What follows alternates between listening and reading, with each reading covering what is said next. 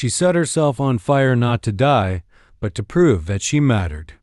This isn't just a story, it's a lesson every family needs to hear before it's too late. My name is Ryan Moore, and this is the story of the day my world almost ended. Not with a storm, not with a crash, but with fire. I was just 8 years old, too young to realize the real ones sometimes sit quietly at the dinner table, masked by silence and heartbreak. It was an unusually quiet Sunday afternoon in our home in Cedar Hill, Texas. My mother, Sarah Moore, was folding laundry on the couch, humming an old country tune. My younger brother Ethan, just 5 years old, was giggling as he watched cartoons with a juice box in hand. I was sprawled on the carpet, building Lego towers and silently competing with myself. My sister Emma wasn't with us. She was 14, just beginning to drift into that space between girlhood and independence, where bedroom doors are often closed and silence becomes a habit. She had been in the kitchen for a while. We didn't think much of it. Emma often made her own snacks or disappeared into her world of scribbled poetry and sad music. We let her be. Until that moment. That horrifying moment. A scream tore through the silence, a sound no words can capture. It wasn't just loud, it was desperate. My mother's head jerked up, eyes wide. She dropped the laundry and bolted toward the kitchen, her slippers flying off her feet. I followed, confused and scared. When we entered the kitchen, I froze. Emma was on fire. Her nightdress was engulfed in orange and yellow flames, climbing up her chest, licking her shoulders. Her arms flailed. Her face was contorted not just from pain, but from panic. She was shrieking, shaking, trying to tear the fire off her body. The smell of burning fabric and skin hit me like a punch. I stood there, paralyzed. But my mother didn't. Without hesitation, she threw herself at Emma, slapping the flames with her bare hands, grabbing wet towels, beating the fire down, screaming Emma's name again and again. Within seconds, my father, Tom Moore, who had been in the garage, rushed in. He saw the smoke, the scorched tiles, the panicked faces, and acted fast. He grabbed a blanket and wrapped it tightly around Emma, smothering the last of the flames. Everything happened so fast, yet it felt like a lifetime. The ambulance arrived within minutes. The paramedics carried Emma away, her skin blistered, her breathing labored, her voice now a whimper. My mother's hands were burned too, but she didn't flinch.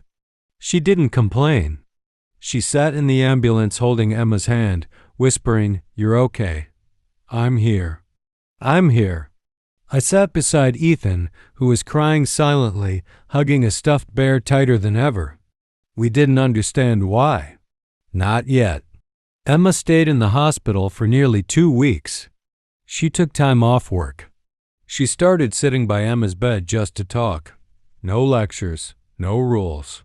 Just her voice, her stories, her warmth. Once, while brushing Emma's hair carefully through the healing skin, Mom whispered, "I didn't save your life with my hands. Sweetheart, you saved mine with your pain." There was a day, maybe a month after the fire, when everything shifted. We were having dinner together, something rare in the old days. Emma had just returned from a follow-up visit, and she was wearing a full-sleeve shirt to cover her scars. Ethan, in his innocent voice, suddenly asked, "Emma, are you mad at me because Mom hugged me more?" Emma looked at him, stunned. The room went silent. Then she smiled. "No, buddy, I'm not mad at you. I love you. I was just sad. But it wasn't your fault." She pulled him into a hug. Ethan smiled wide, his little arms wrapped around her waist like nothing had ever happened. But everything had happened.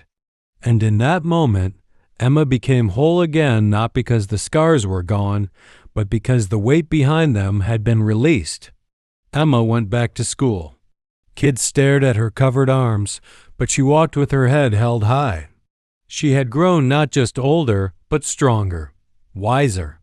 She started volunteering with a mental health group, speaking to other teens about emotional pain, about asking for help before things spiral into fire. At her first public talk, she stood on a small stage in our town hall. Mom, Dad, Ethan, and I sat in the front row. She began with, "I tried to burn myself because I thought no one loved me.